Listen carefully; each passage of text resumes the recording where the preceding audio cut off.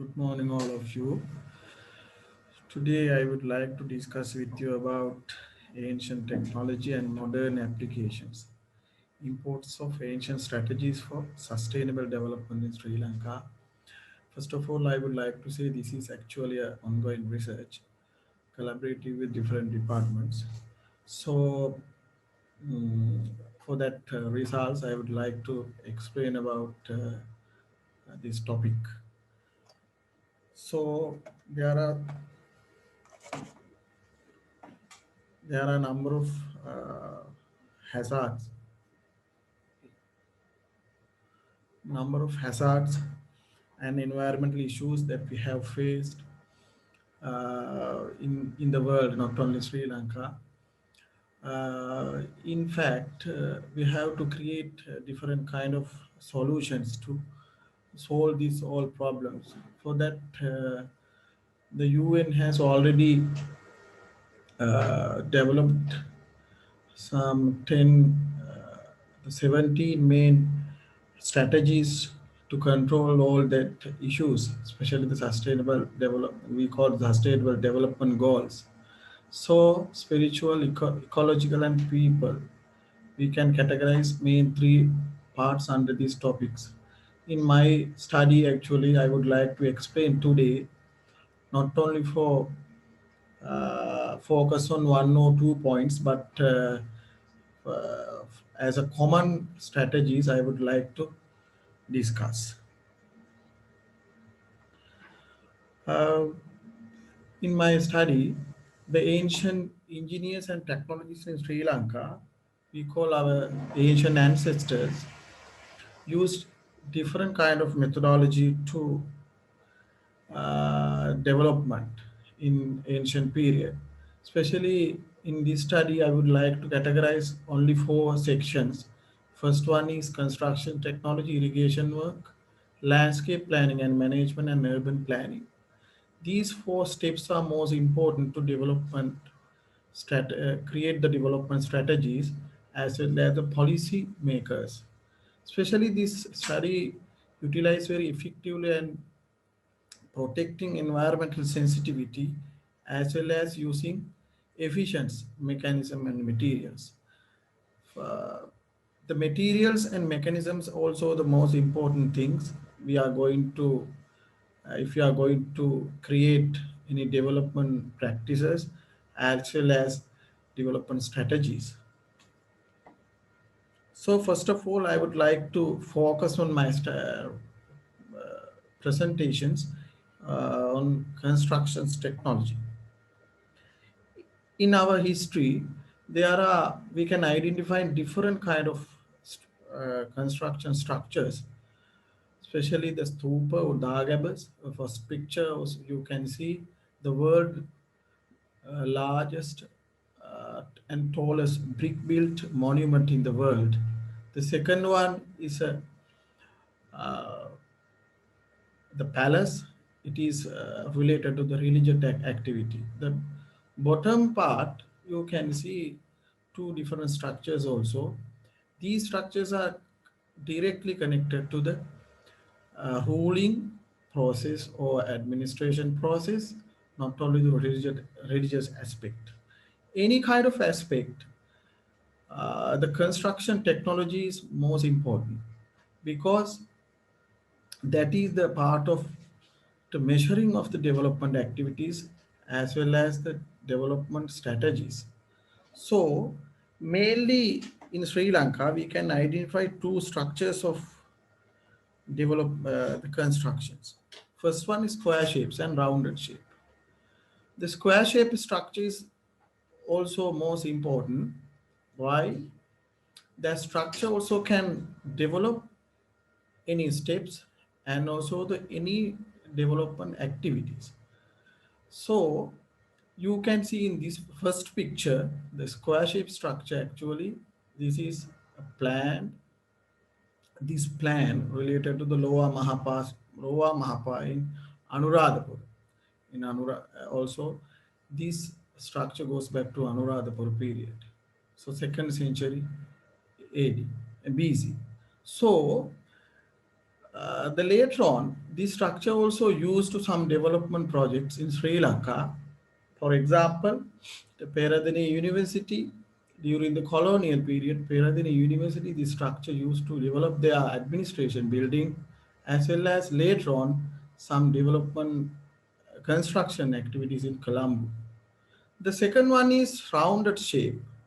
You see the this shape is actually came from in India, but in Sri Lankan engineers or our ancestors used this structure as a unique structure to our country. So using their uh, knowledge, engineering knowledge. So these two structures are most important at that time. But the later on, the architect also developed the structure, added some parts. But these are the basic structures that we have identified in ancient period. So in my topic, I would like to base on focus on these structures Polonnaruwa period. This is we call the Vaishakya Bhujanga Mandapa. That is the ancient name. This is the palace of King Parakrama Bahu.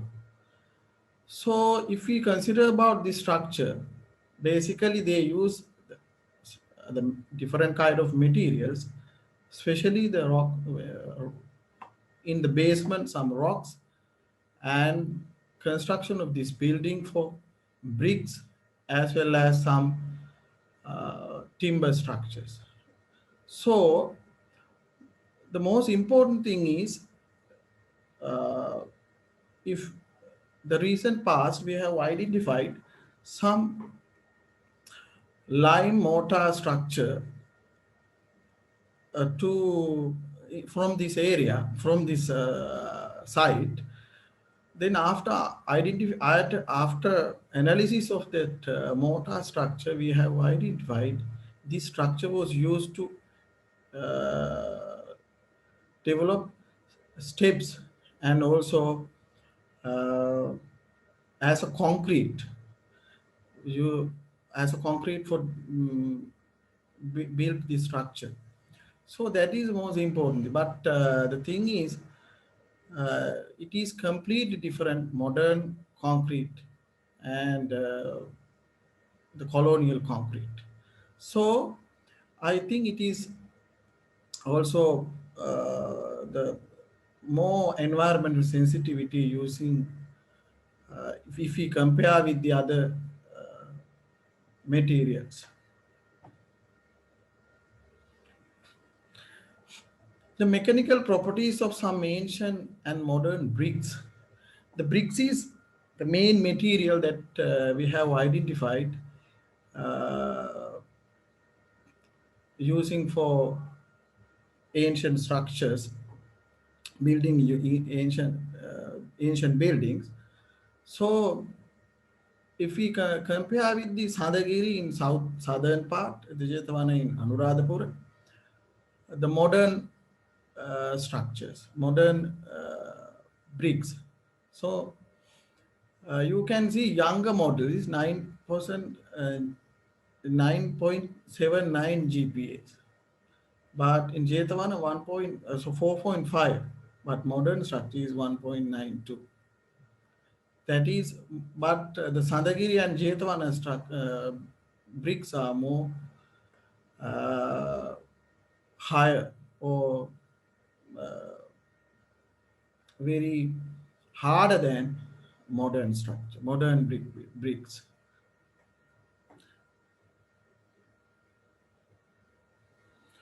Variation of brick size also, but if we consider about ancient bricks, we can't see that type of bricks in modern period because that technology is already collapsed in my idea.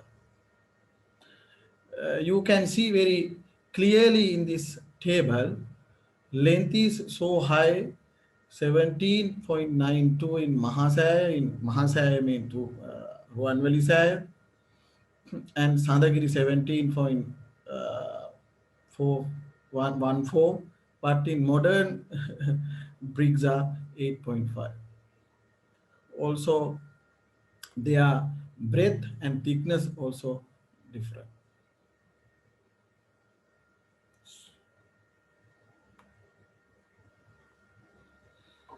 Comparisons, comparison of ancient and modern bricks, sizes, and here I want to explain the compositions. Composition is also different. But in ancient period, so sand is so sand, clay, and voids are the main mixture. But in modern period, silt very the same structure, same composition use, but different percentage.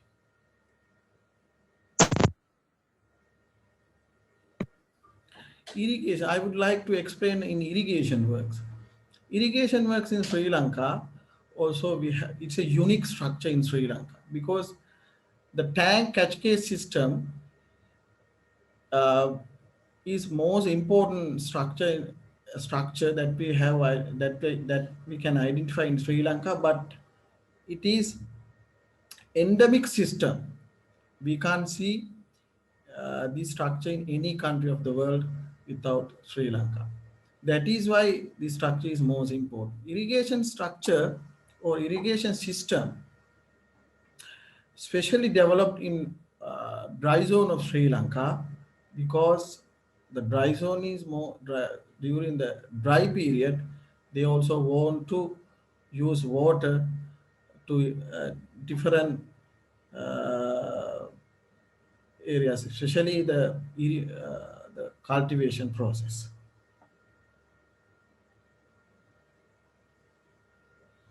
Tank is a most the unique structure. Bisoko to also most important system that we have identified.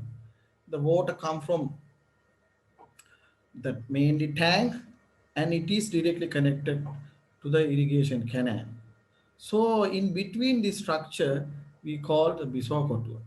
So this system is methodologically and the applied physics. If we are going to understanding about with that the system is directly connected to the applied physics, especially the velocity control, the velocity and pressure. They use the control that velocity and pressure to protect the dam.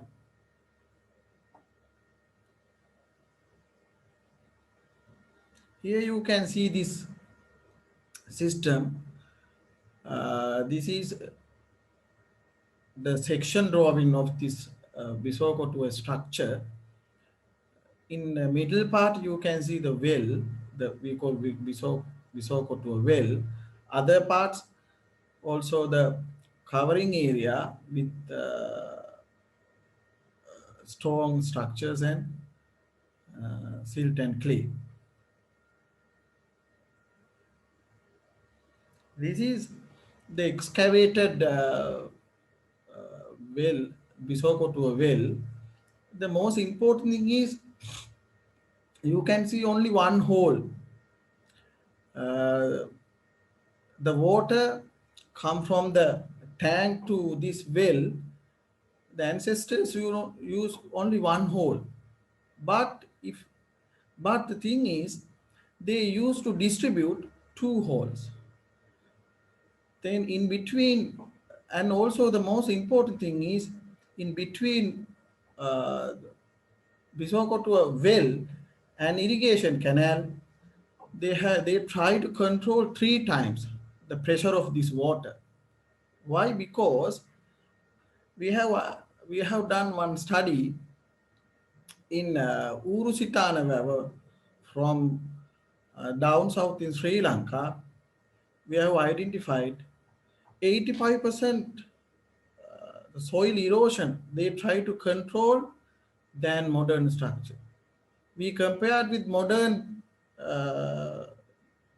Bisokotu and ancient Bisokotu, and they try to control three times uh, the the こんな感じですか。まだ始まったばっかりですよ soil ね。erosion. 朝 But 8回からじゃないですか、まだね。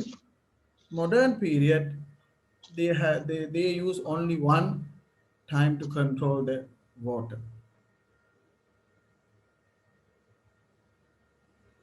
These is two holes. These are the two holes that you can see in ancient Visokotuas.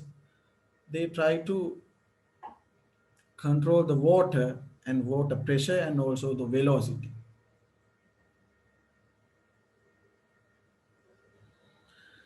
Some scholars says that this structure came from winnowing fan, we called cooler. So this is actually the catch case system we call in Sinhala Illangava.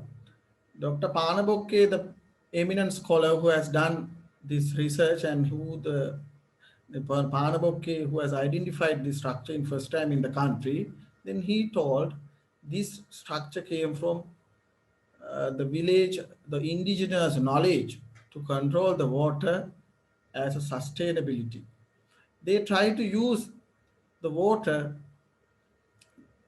with different parts and also the different ways. So that is why they use this structure. So we called Kulu or Kuluwava. Kuluwava. The small tanks we call Kuluwava or small tanks, village tanks. The, ma- the main system is the water come from major tanks to small tanks. After that, the small tanks give their water to the major tank. This is the structure. Then anytime they try to control the utility of water and also the soil erosion around the paddy area and also the uh, other areas also.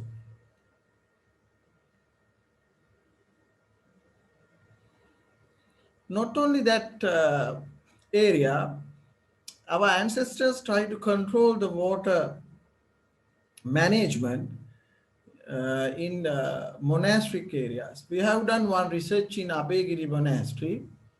The water come from the major tank to Elephant Pond. Is the largest pond in the Abegiri Stupa here, Abegiri Monastery.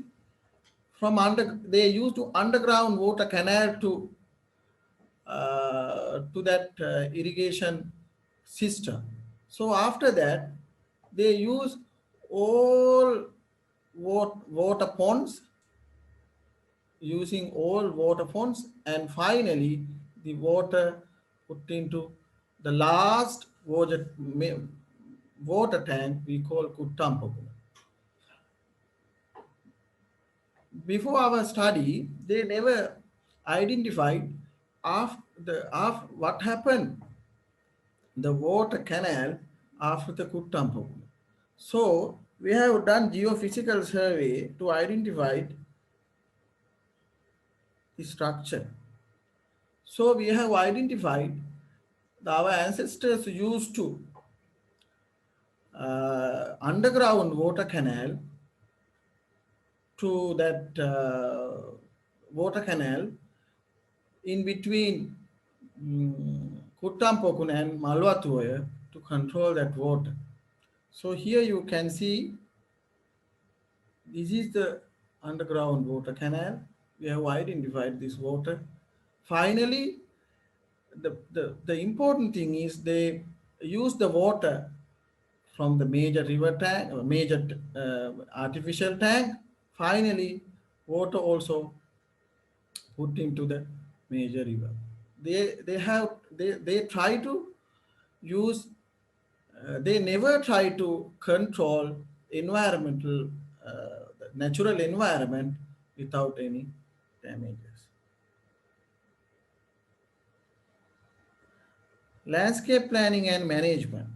The landscape planning and management, first of all, I would like to explain these pictures. This is also from Retigala. If we consider about vertical structures, they never control any landscape of any landscape in vertical area. they use all structures parallel with the landscape. That is most important thing, and they never control the natural environment to develop their structures.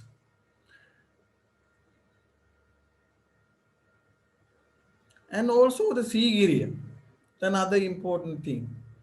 The major water the tanks also from also here. The water come from this huge water tank to the water garden, the boulder garden. Here, the water garden. Secondly, the water garden number two, and finally, micro water garden. Again to the mortar. Finally, the water put into the major river.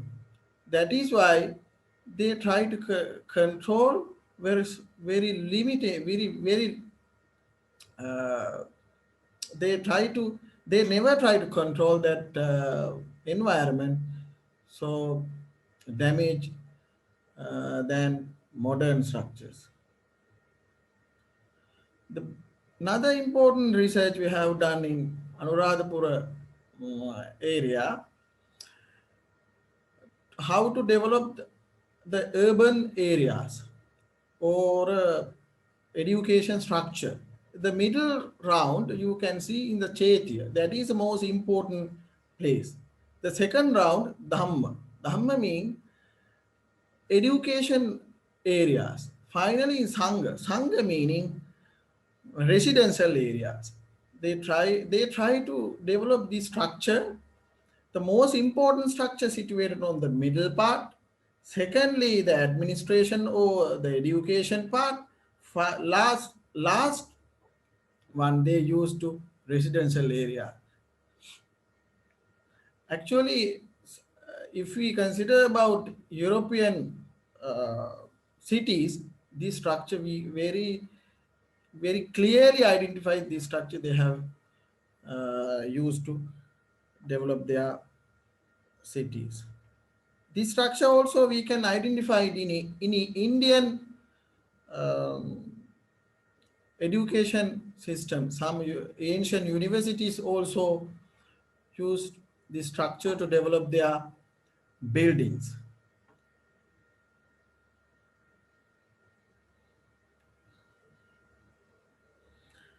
Then Mahavihara and Jetavana complex, directly they use this structure to develop their education complexes. But in Sri Lanka, the Jeffrey Bawa, the eminent architect, used this structure to develop some education areas to plan his uh, system. Urban planning. This is Anuradhapura city planning, as well as if we consider about Polonnaruwa city planning also we can identify same structure. They use the most important part situated in the middle area, and administration part the second round. Third round we can see the agricultural, irrigation and other habitation areas. Also the sanitary system. The second sanitary system, these are the common sanitary systems in Sri Lanka. After filtering all urines and other parts also goes back to the connected to the earth. The second picture I have got from the Vaishakya Bhujanga Mandapa in the palace of King Parakramabahu. In my point of view, this is the oldest bathroom in our country. It is goes back to 12th century.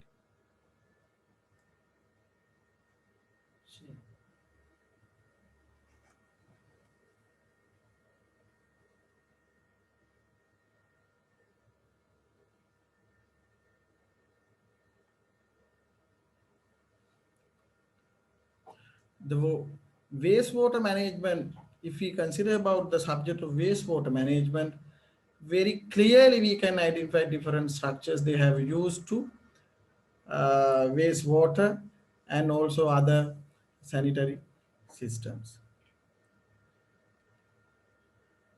Thank you very much. Thank you very much, Mr. Ranaweera, for your nice presentation. And there are some, I mean, here you enlighten us about the ancient structures in our country.